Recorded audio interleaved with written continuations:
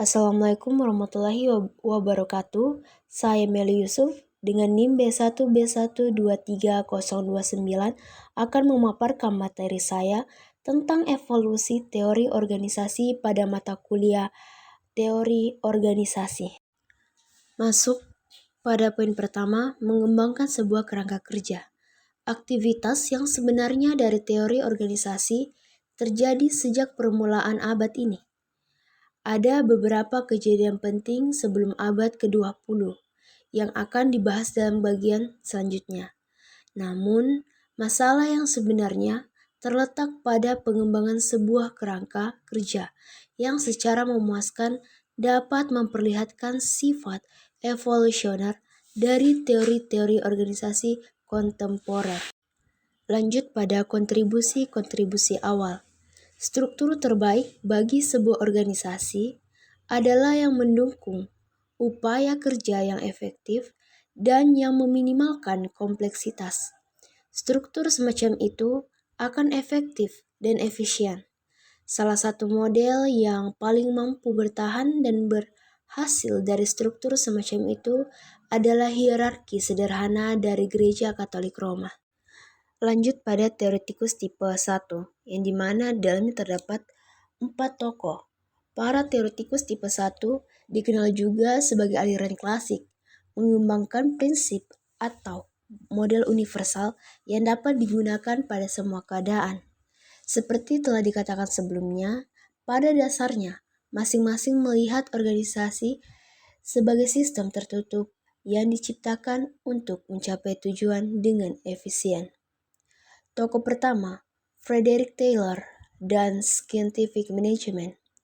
Setelah melakukan percobaan selama beberapa tahun lamanya dengan para pekerja, ia mengusulkan 4 prinsip Scientific Management yang menurutnya akan menghasilkan kenaikan yang berarti dalam produktivitas. Yang pertama, penggantian metode kira-kira untuk menentukan setiap elemen dari pekerjaan seorang pekerja yang ditentukan secara ilmiah. Yang kedua, seleksi dan pelatihan para pekerja secara ilmiah. Yang ketiga, kerjasama antara manajemen dan buruh untuk menyelesaikan tujuan pekerjaan yang sesuai dengan metode ilmiah.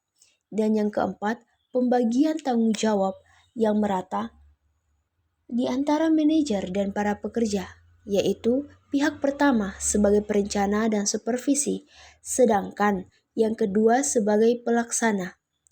Tokoh yang kedua, Henry Fayol dan prinsip-prinsip organisasi. Fayol mengusulkan 14 prinsip yang menurutnya dapat digunakan secara universal dan dapat diajarkan di sekolah-sekolah dan di universitas-universitas.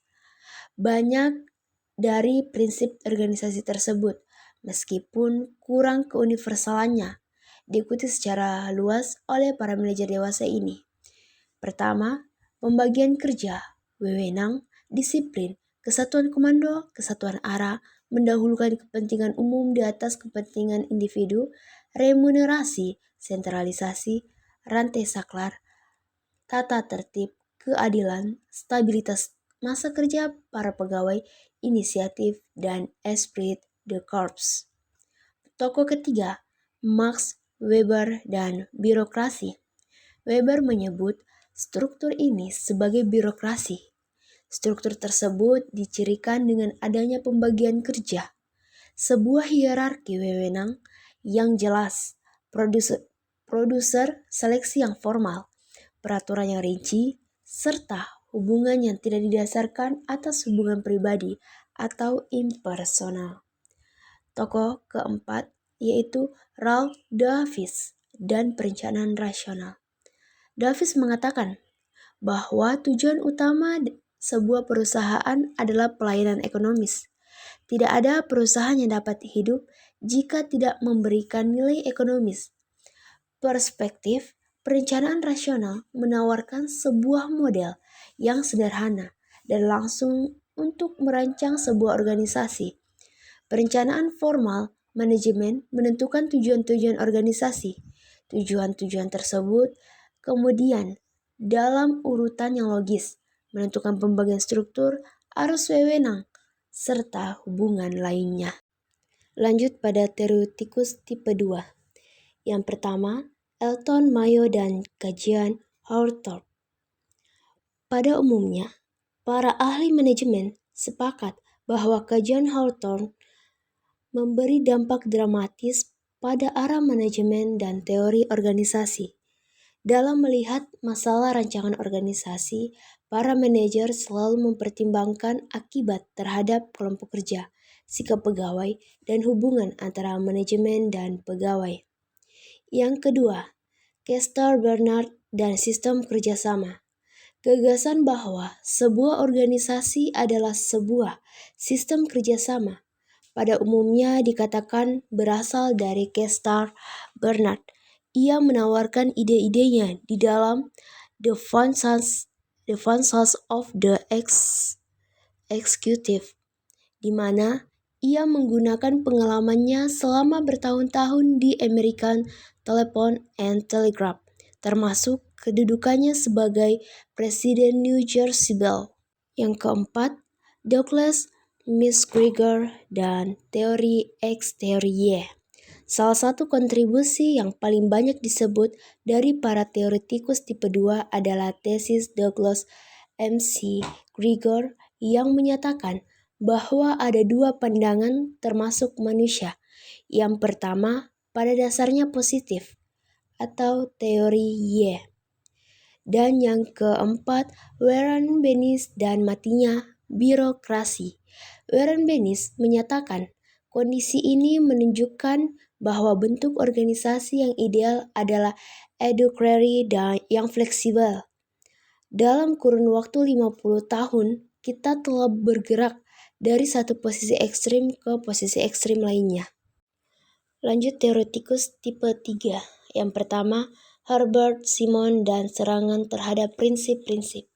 Ia mengatakan bahwa teori organisasi perlu melebihi prinsip-prinsip yang dangkal dan terlalu disederhanakan bagi suatu kajian mengenai kondisi yang dibawanya dapat diterapkan prinsip yang saling bersaing. Yang kedua, perspektif lingkungan dari Katz dan Kahn. Buku mereka memberikan deskripsi yang meyakinkan tentang keunggulan-keunggulan perspektif sistem terbuka untuk menelaah hubungan yang penting dari sebuah organisasi dengan lingkungannya, dan perlunya organisasi menyesuaikan diri terhadap lingkungan yang berubah jika mereka ingin dapat bertahan hidup. Dan yang ketiga, kasus teknologi. Seperti halnya dengan lingkungan, tidak ada diskusi pada masa kini mengenai organisasi yang dapat dikatakan lengkap tanpa memperhitungkan teknologi dan kebutuhan bagi para manajer untuk memadukan struktur dengan teknologi. Lanjut pada teoretikus keempat. Yang pertama, batas-batas kognitif terhadap rasionalitas dari Marx dan Simon. Marx dan Simon menganjurkan agar model teori organisasi diubah model yang sangat berbeda dari pandangan sistem kerjasama yang rasional. Yang kedua, organisasi Pfeffer sebagai arena politik. Pfeffer mengatakan bahwa jika kita ingin mengerti mengapa dan bagaimana organisasi itu dirancang secara demikian, maka kita harus menilai preferensi dan kepentingan dari mereka yang berada di dalam organisasi yang mempunyai pengaruh hidup terhadap pengambilan keputusan mengenai desain itu. Baik, itulah materi singkat saya. Sekian dan terima kasih.